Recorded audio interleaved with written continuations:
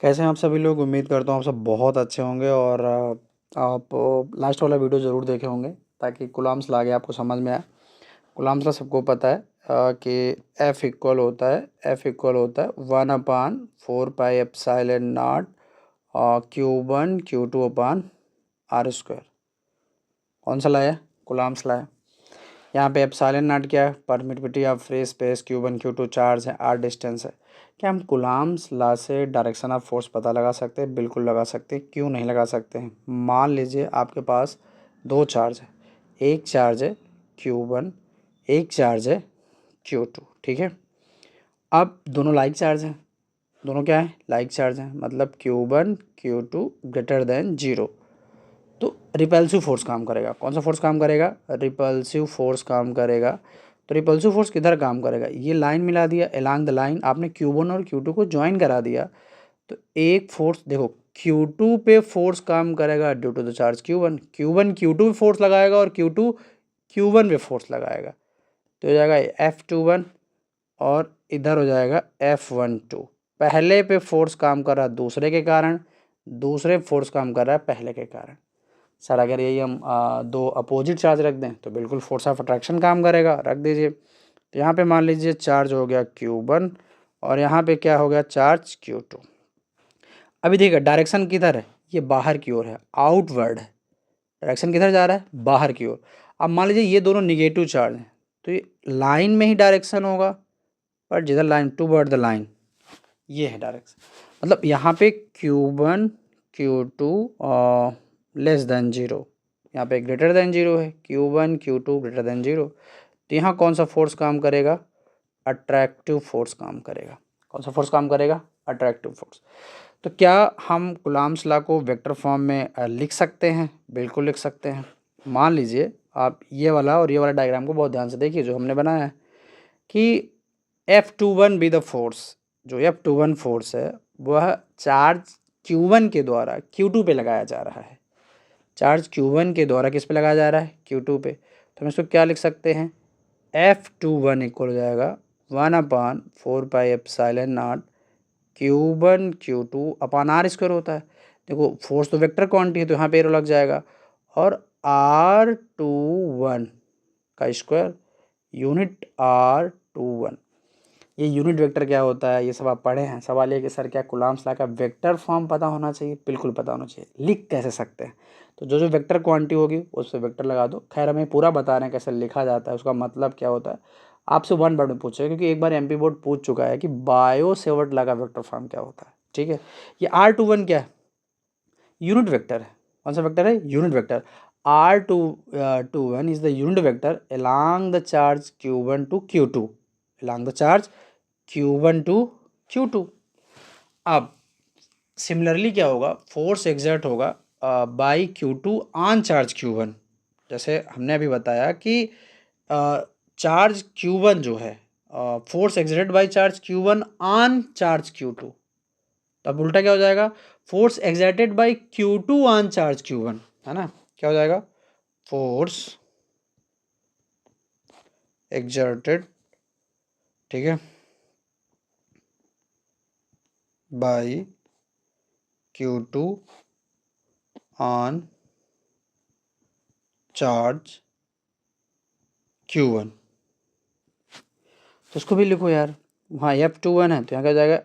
F12 1/4 pi epsilon not Q1 Q2 upon R12 का square R12। ये unit vector क्यों लगाते हैं? कैप क्यों लगाते हैं यार? यूनिट वेक्टर रखने से मैग्नीट्यूड पे कोई इम्पैक्ट पड़ता ही नहीं यार। यूनिट वेक्टर का मान होता है 1। यूनिट वेक्टर वही होता है जिनका मान क्या होता है? 1। ठीक है, अब इतना हो गया। तो आप गौर से देख पा रहे होंगे कि दोनों का डायरेक्शन अपोजिट है। R21 और R12 जो है वो यूनिट वेक्टर है, और दोनों का डायरेक्शन क्या है? अपोजिट। मतलब R12, ठीक है, एंड कैप R21 दोनों का डायरेक्शन क्या होगा? अपोजिट। ठीक है, दोनों यूनिट वेक्टर हैं, तो जब इनका डायरेक्शन अपोजिट होगा तो हम क्या लिख सकते हैं? R12 इक्वल -R21 तो आप इन दोनों इक्वेशन को ध्यान से देखिए, इनका ये टर्म बराबर है, ये टर्म बराबर है, तो इनका ये वाला टर्म भी क्या हो जाएगा, बराबर हो जाएगा। यानी इनको हम लिख सकते हैं F21 इक्वल माइनस F12 लिख सकते हैं। ये अगर ये माइनस है इधर क्या आ जाएगा, प्लस हो जाएगा, F21 प्लस F12 इक्वल 0। ठीक है, नेट फोर्स कितना हो गया, 0। अगर दोनों चार्ज इक्वल और अपोजिट फोर्स लगाएंगे तो क्लियर है कि यहाँ पे न्यूटन्स का थर्ड लॉ लगेगा, action equal minus reaction, action equal minus reaction. तो इलेक्ट्रोस्टैटिक फोर्स एक सेंट्रल फोर्स है, क्योंकि जो फोर्स एक लाइन पे काम करता है, जो फोर्स एक लाइन पे काम करता है उसे सेंट्रल फोर्स बोलते हैं। क्या बोलते हैं, सेंट्रल फोर्स। तो क्या इलेक्ट्रोस्टैटिक फोर्स एक सेंट्रल फोर्स है? हाँ। इलेक्ट्रोस्टैटिक फोर्स एक कंजर्वेटिव फोर्स भी है, ये भी याद रखिएगा। सेंट्रल फोर्स के साथ कैसा फोर्स है, कंजर्वेटिव। कंजर्वेटिव फोर्स क्या होते हैं, आपने 11th में पढ़ा होगा, conservative force, non conservative force. तो इनको ना नेचर ऑफ पाथ से मतलब नहीं है, इनको इनिशियल और फाइनल पॉइंट से मतलब है, वो होते हैं कंजर्वेटिव फोर्स। जैसे ग्रेविटेशनल फोर्स एक कंजर्वेटिव फोर्स है, इलेक्ट्रोस्टैटिक फोर्स एक कंजर्वेटिव फोर्स है। तो कंजर्वेटिव फोर्स का मतलब क्या होता है कि जिनको इनिशियल और फाइनल पॉइंट से मतलब है, इनिशियल और फाइनल पॉइंट से मतलब है, उनको इस बात से मतलब नहीं है कि नेचर ऑफ पाथ कैसा है। ठीक है। तो कुलाम्स लॉ का वेक्टर फॉर्म आपसे एग्जाम में पूछेगा, कुलाम्स लॉ का वेक्टर फॉर्म लिखिए, तो आप बस इतना लिख दीजिए, ये चाहे इसको लिख दीजिए चाहे इसको लिख दीजिए, कोई दिक्कत नहीं, आपको ये पूरा नहीं लिखाना। हाँ, स्टेटमेंट बन सकता है, क्या कुलाम्स लॉ न्यूटन का थर्ड लॉ फॉलो करता है? बिल्कुल करता है। क्या कुलाम्स लॉ कंजर्वेटिव फोर्स है? बिल्कुल कुलाम्स लॉ कंजर्वेटिव फोर्स है। क्या कुलाम्स लॉ एक सेंट्रल फोर्स कह सकते हैं? बिल्कुल सेंट्रल फोर्स कह सकते हैं, क्योंकि एक ही लाइन पे काम करता है। तो उम्मीद करता हूँ कुलाम्स लॉ का ये जो वेक्टर फॉर्म है, और जो क्या कुलाम्स लॉ फोर्स किधर काम कर रहा है, डायरेक्शन भी बताता है, बिल्कुल बताता है। तो इसमें आपको कोई दिक्कत नहीं होगी। अब आगे बढ़ते हैं। अगला है कि क्या हम कुलाम्स लॉ की मदद से यूनिट चार्ज डिफाइन कर सकते हैं? बिल्कुल कर सकते हैं। हमें चाहे हम यूनिट चार्ज बोलें, चाहे हम 1 कुलाम बोलें, हम ये डिफाइन कर सकते हैं। ठीक है,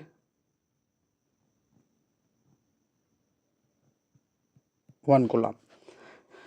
अब 1 कुलाम कैसे डिफाइन कर सकते हैं सर?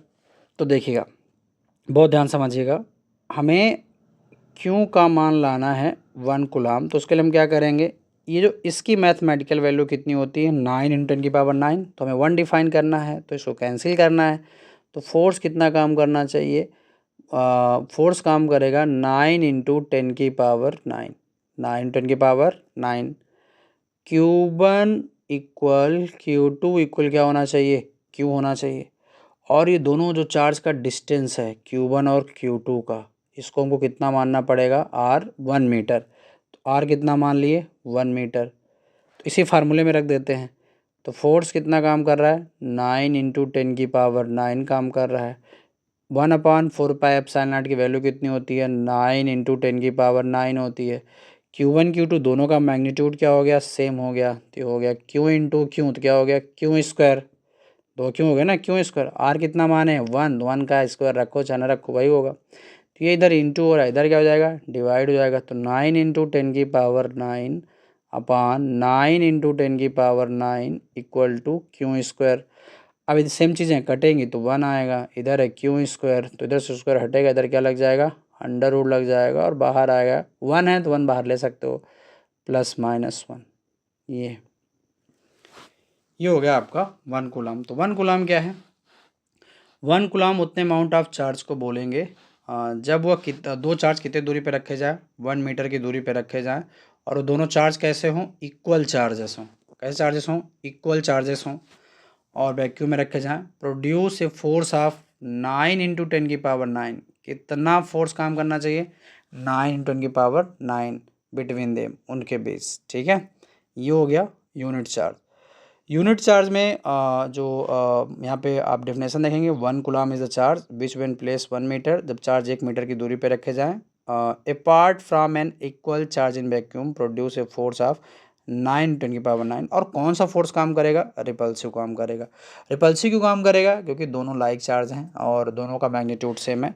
ये 1 कूलम चार्ज हो गया, ये 1 कूलम चार्ज हो गया, 1 कूलम चार्ज, ये भी 1 कूलम चार्ज हो गया, और इन दोनों के बीच की दूरी कितनी हो गई, 1 मीटर। ठीक है, और में फोर्स कितना काम कर रहा है, 9 × 10⁹। कितना फोर्स काम कर रहा है, 9 × 10⁹, तो इधर भी उतने फोर्स काम कर रहा है, इधर भी उतने फोर्स काम कर रहा है, तो इसे बोलेंगे यूनिट चार्ज। तो सिंपल सा पूछेंगे define unit charge by the help of Coulomb's law, तो आप ये पूरा का पूरा लगाएंगे। ठीक है, ओके।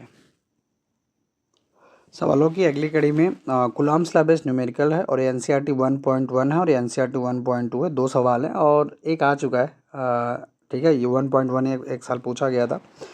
बहुत सिंपल सा है, सवाल समझेगा। What is the force between two small charge sphere having the charge 2 × 10⁻⁷, 3 × 10⁻⁷, placed 30 centimetre. 30 centimetre दिया गया, इसको मीटर में बदलेंगे। तो सबसे पहले आप देखिएगा, गिवन सवाल से निकालिए। ठीक है, Q1 दिया गया है कितना, 2 × 10⁻⁷, और Q2 दिया गया है 3 × 10⁻⁷, R दिया गया है 30 सेंटीमीटर। ठीक है, तो इसको मीटर में बदलेंगे तो 30/10⁻², तो सिंपल सा लिख सकते हैं 30 × 10⁻² मीटर। कुछ बच्चे कह सकते हैं कि अरे सर इतना क्या बताते हो, मीटर बदलना हमसे आता है। यार मैंने एवरेज बच्चों के लिए कर रहा हूँ। आपको जो अच्छे बच्चे होते हैं उनको सिर्फ गाइडेंस की ज़रूरत होती है, लेकिन जो एवरेज बच्चा होता है, जो स्ट्रगल करता है, तो उसको ज़्यादा दिक्कत ना हो, वो समझ सके कि हाँ ये 30 सेंटीमीटर को मीटर में कैसे बदलते हैं। बहुत सारे ऐसे बच्चे होते हैं जिनको प्रॉब्लम होती है। ठीक है, अब सीधे कूलम्ब्स लॉ लगा दो। फार्मूला सबको पता है, 1/4πε0 Q1 Q2/r²। 1/4πε0 की मैथमेटिकल वैल्यू होती है 9 × 10⁹। Q1 दिया गया है 2 × 10⁻⁷। ठीक है, Q2 दिया गया है 3 × 10⁻⁷। R² है तो जाएगा 30 × 10⁻² का होल स्क्वायर। ठीक है, अब देखो बहुत सिंपल सा, तो 9 × 2 × 3 × ये 7 है, 7 है, और 10⁻⁷, 10⁻⁷, तो 10⁻14 हो जाएगा। 10⁻9 × 10⁻14 अपान नीचे हो जाएगा 30 × 30, 2 बार × 10⁻⁴। ठीक है, तो 2 × 4 हो जाएगा, तो -4 से कट जाएगा। कट जाएगा नहीं कट जाएगा, सिंपल सा कट जाएगा सीधे। तो कितना बचेगा, ये हो गया तुम्हारा कितना, तो मतलब इसको काट दो। यहाँ 2 जीरो है ना, सीधे कितने जीरो हैं, 2 जीरो हैं, तो इसके 2 जीरो कम हो गए। 2 जीरो क्या हो गए, कम। तो कितना बचा, 9 × 2 × 3 × 10⁻, 2 जीरो कम हो गए इनसे, तो बचा 10⁻7, और ये कितना बचा 10⁻−10। ठीक है, अपान 3 3 जा 9 हो जाएगा, तो 9 से 9 क्या हो गया, कैंसिल। पूरा सॉल्व करके बता रहा हूँ, आप खुद सॉल्व कर सकते हैं ना, और मैं बहुत जल्दी सॉल्व कर सकता हूँ, पर आपको एक एक लाइन बता रहा हूँ, तो थोड़ा टाइम लग रहा है। 9 से 9 क्या हो गया, कट गया। अब ये कितना हो गया, 3 2 जा 6, तो हो गया 6 × ये 7 है, प्लस में है, और ये माइनस में है, तो घटेगा -3 न्यूटन। ये हो गया आपका आंसर, इतना फोर्स काम करेगा। ये एनसीईआरटी का पहला न्यूमेरिकल है, जो कि कूलम्ब्स लॉ बेस्ड है। किससे बेस्ड है, कूलम्ब्स लॉ। अगले सवाल पे चलते हैं, वो भी कूलम्ब्स लॉ पे बेस्ड है। ठीक है, तो अगला सवाल क्या कह रहा है, अगला सवाल कह रहा कि 1.2 है कि the electrostatic force on A small sphere of charge 0.4 microcoulomb. ठीक है, and another charge sphere of charge -0.8 microcoulomb in air 0.2 Newton. What is the distance between the two sphere, वो में R निकालना है, और what is the force on second sphere due to the first, second sphere पे कितना force काम करेगा पहले के कारण।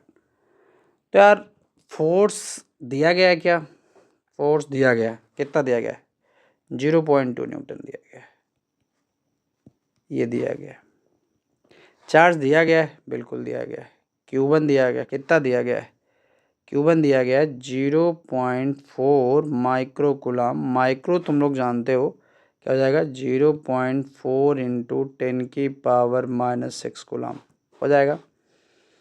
Q2 दिया गया है, कितना दिया गया है, Q2 दिया गया है -0.8 माइक्रो कुलाम, तो Q2 हो जाएगा तुम्हारा -0.8 इंटू 10⁻⁻6 कुलाम। कोई दिक्कत? इस सवाल से गिवन निकाल लो। अब इसके बाद तुम्हें R निकालना है। R इक्वल क्या हो जाएगा, क्वेश्चन मार्क। R इक्वल क्या हो जाएगा, क्वेश्चन मार्क। ठीक है, चलो ओके। अब फार्मूला क्या होता है, वही कुलाम्स लॉ का फार्मूला है यार। कुलाम्स लॉ का फार्मूला सबको पता होना चाहिए यार। F इक्वल होता है 1/4πε0 Q1 Q2 अपान R²। तो तुम्हें निकालना क्या है, R² को इधर ला लो, तो R² इक्वल हो जाएगा 1/4πε0 Q1 Q2 अपान F। सबका मान रख दो, सबका मान रख दो। इतना मान कितना है, इतना मान है 9 इंटू 10⁻⁹। Q1 कितना है 0.4 इंटू 10⁻⁻6। Q2 कितना है, Q2 का मान बोलो, तो 0.8 इंटू 10⁻⁻6 हो गया। और नीचे F कितना दिया गया है, 0.2 न्यूटन दिया गया। अब बहुत ध्यान से देखिएगा,